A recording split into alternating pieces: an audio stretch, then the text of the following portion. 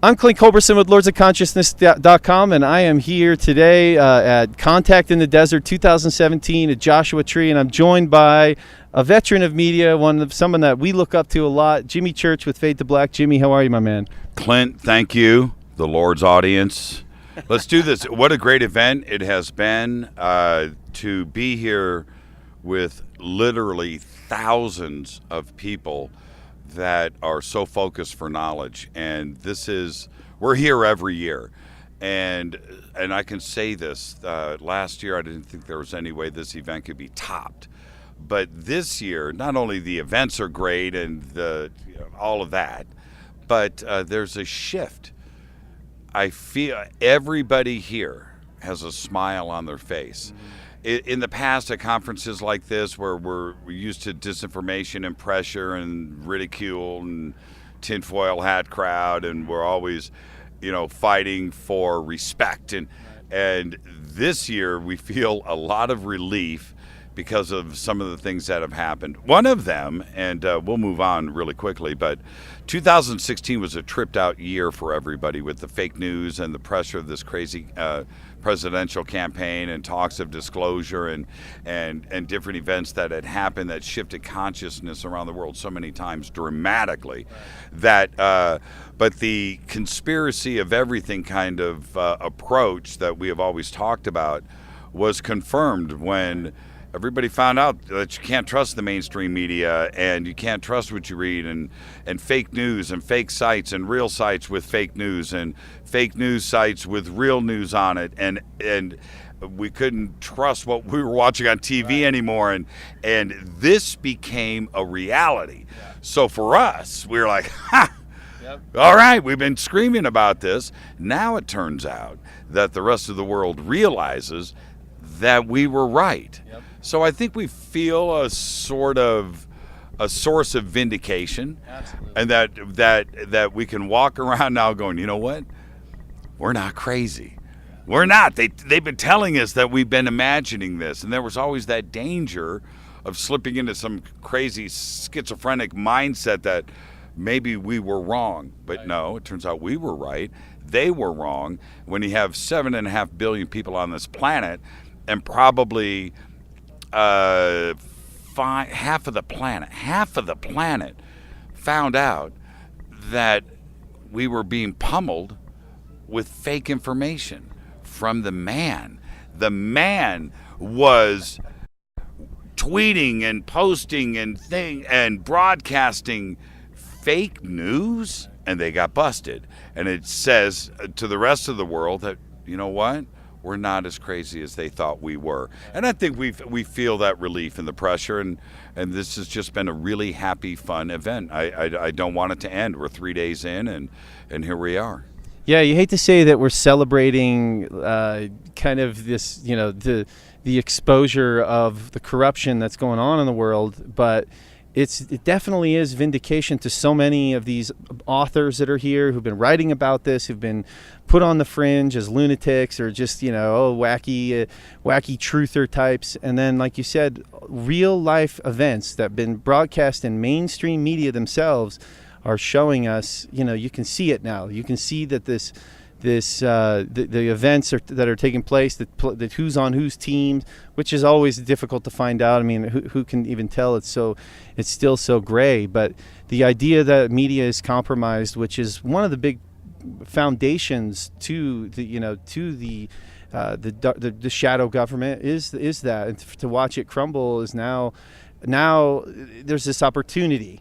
And so with you're always interviewing so many people who've been in this world for so long and who've been bringing so many different views to the table on what the alternative view of reality really is. Right. Where do we go from here? Now that we have these events backing us up, how do we not shit the bed for a better word? Right. Well, it's always about the evidence, no matter what. Without evidence, it's just a good story, right? It's a campfire story. Without the evidence, and with everybody that I've interviewed and read, I've done 1,000 interviews of these crazy, now all I want to do is ask questions. And over again, we have heard these words in our circles: deep state, running a shadow government, the Illuminati, the cabal, the puppet masters, the Rothschilds, the Fed. It goes on and on. The conspiracy umbrella, hangs a lot of things off of it. But the talk of this is a crazy subject, the deep state, right? And certainly authors like I want to say Orwell, talking about the Ministry of Truth and the government changing the narrative to fit their own dogma in the front and maybe changing history in the front and the back, was a warning for us in the future. And we heeded that. And so we, our community has written a lot about the deep state. But then, so for us, that's great, right? We look into these things. Yep. But then the President of the United States steps up and says, the deep state is trying to control me. There's a shadow government in the background that is trying to run the White House. They're trying to control me. And you know what? I'm not going to give in to the deep state. And suddenly the rest of the world reads that Twitter feed, hears him say this in public. How can the President of the United States utter the words deep state? He's the president. Now, what does that suggest to you? Right? Well, the first thing it says is what we have been writing about and talking about and screaming about to the treetops, the hilltops, constantly is actually based on a reality. Or the President of the United States, Donald Trump, is out of his mind and wrong. But either way it goes, we in our circles have won, and we've got the message out there. I was so happy to, as crazy as that sounds, the accusation of deep state, it was confirmation of the deep state. And for us, I was relieved. Am I angry about it? Sure I am. Is the deep state or the Illuminati and the cabal and the shadow government, are they nervous? Have they been exposed? Trump, like any other president, is going to be there for 4 years, maybe 8 years. Well, after the last couple of weeks and maybe just a few more months. But I'm not a Trump supporter. I'm very asexual when it comes to politics. I run down the middle. Yeah, completely. Yeah. But that being said, we are faced with a reality here that either Trump is out of his mind and the deep state isn't real, or the deep state is real, Trump is correct and he's recognized and is calling it out. We've been saying it. But Trump is eventually going to be out of office.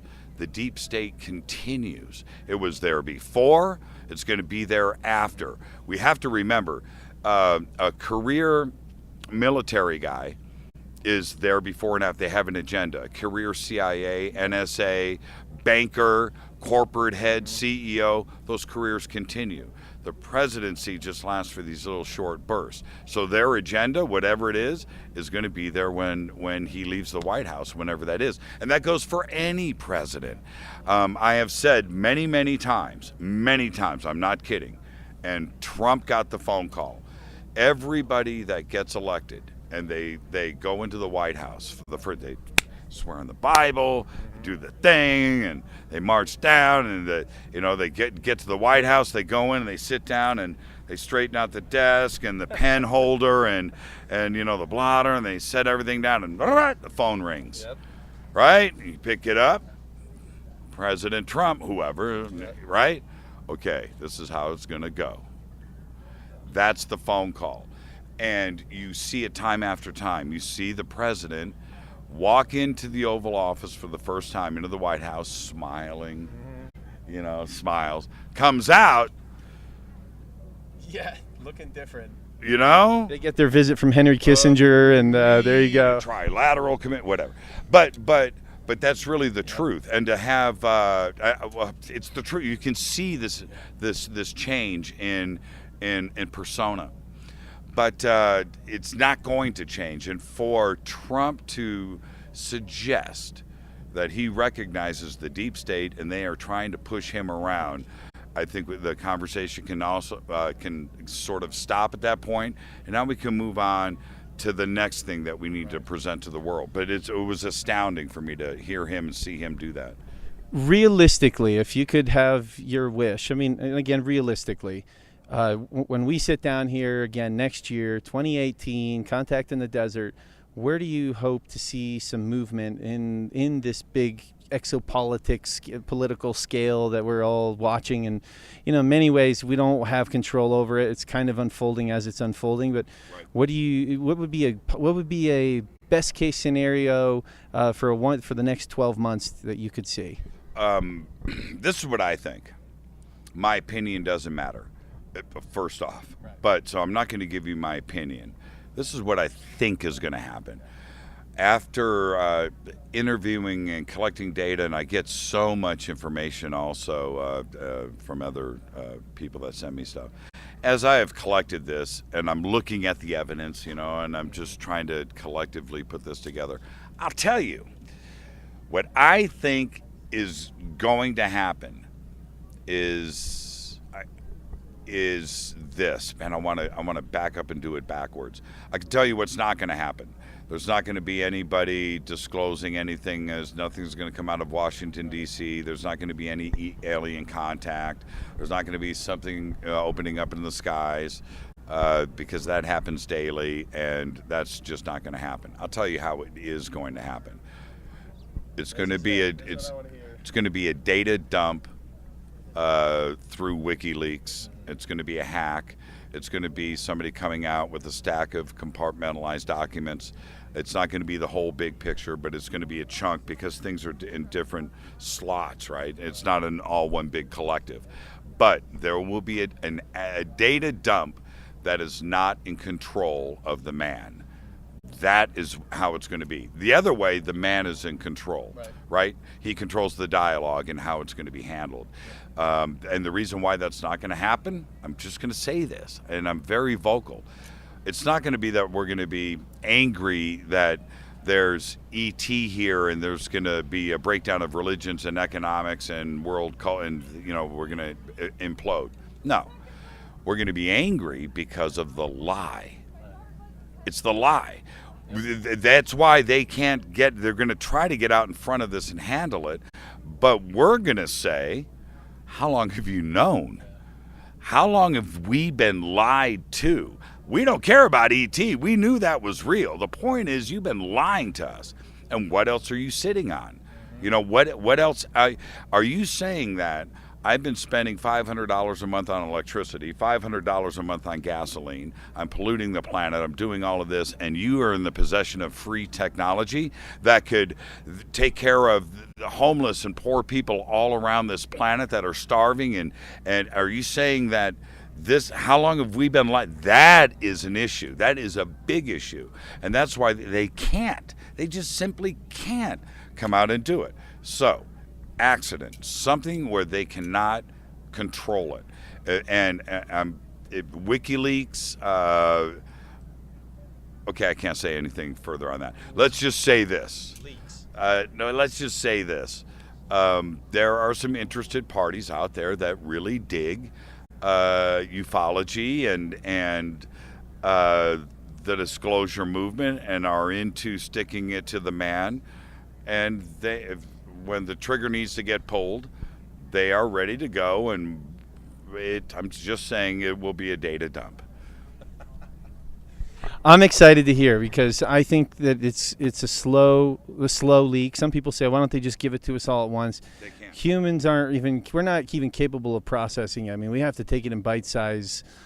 It does seem like it has to be a sequential order that this happens. And so, the pedophile situation is finally being dealt with, actually. I mean, it's already been leaked, but now we're starting to see some low level, at least, arrests, and hopefully, maybe potentially even some mid-level arrests in terms of the infrastructure of that whole, satanic practice. And so it's great to see, man. 2017 is, even though we're talking about dark topics, there's a lot to look forward to. There's a lot to look forward to as we, as humanity, wake up and continue to create the heaven on earth that is rightfully ours, man. And thanks to guys like you, Jimmy, man. And you're truly you're a legend for us because of you getting out there, already doing it. You show how to you show professionalism. You show open-mindedness. You deal with a lot of different people who have different perspectives, contradicting perspectives, and yet I think as a good media, it's our job to be non-judgmental and still let those people have their perspectives, and let our audience, let them make up their own minds. So thanks, brother. Exactly the point. Thank you so much, Clint. Yeah, man. Lord's audience, thank you so much. Behave and Be Well, Contact in the Desert 2017. Let me just say this. If you're interested in what I do, I'm not plugging. Go to my website, jimmychurchradio.com. It's really that simple. What we do is free. That's it. We broadcast every night, live, 7 to 10 p.m. Pacific. Just go, click on the website. You clicking on that website, I don't make a dime. We do this for you for free. Just go and enjoy it. All right? It's that simple. Peace out, everybody. Behave.